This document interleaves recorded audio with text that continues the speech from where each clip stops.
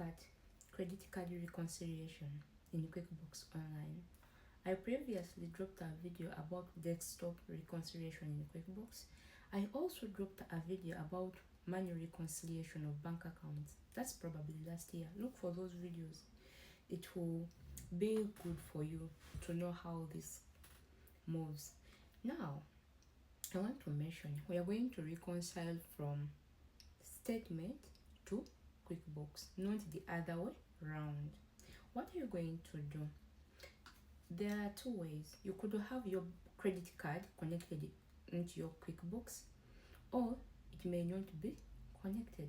So for you who has a credit card that is not connected to your QuickBooks, you're going to obtain your credit card statement first.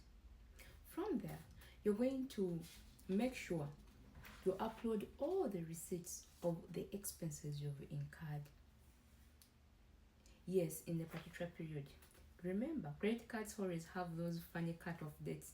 It may not be in a calendar month, like maybe 1st to 31st or 1st to 30th. It may start from 5th of previous month and ends on 10th or 15th. So you should know your cut-off period. That's why you have to upload all the transactions. When you upload these transactions, go and update your transaction tab in QuickBooks. When you update the transaction tab, please accept all matched transactions in the transaction tab. If you have any remaining transactions that are not yet in the system, add them and click reconcile. This will help you to have all your transactions together, the matched ones accepted and the remaining ones added. What happens if you've added everything but you still have a balance? Take note here. Sometimes you may have a difference of 0. You may have 0 difference in your transactions, but you're still with the errors. So what do you do if, first of all, you still have balances? Everything is not reconciled. What you're going to do is to select all the transactions or mark all the transactions, then unmark or deselect, then manually follow through the statement and the QuickBooks. Match manually. Look at the transaction in your statement, look at it in QuickBooks, then select. After selecting all those transactions as per your credit card statement, check whether there are still differences, whether you still have pending transactions, whether all deposits are cleared and all payments are cleared. If not that, observe. What you're going to do here is look.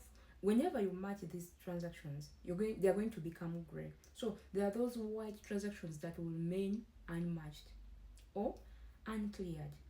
You're going to do a further investigation to find out whether the transaction has not cleared yet in the bank. Usually these are transactions that take place closer to the closure of the cutoff date, like closer to the cutoff date. Usually those transactions clear later. So make sure you observe whether these transactions are cleared or not. So from that, look and see whether the difference is 0 at this time. If it's not 0, you need to know what went wrong. Investigate further, because usually it's either a duplicate transaction or something went wrong somewhere. It could be duplicate, it could be bounced transaction.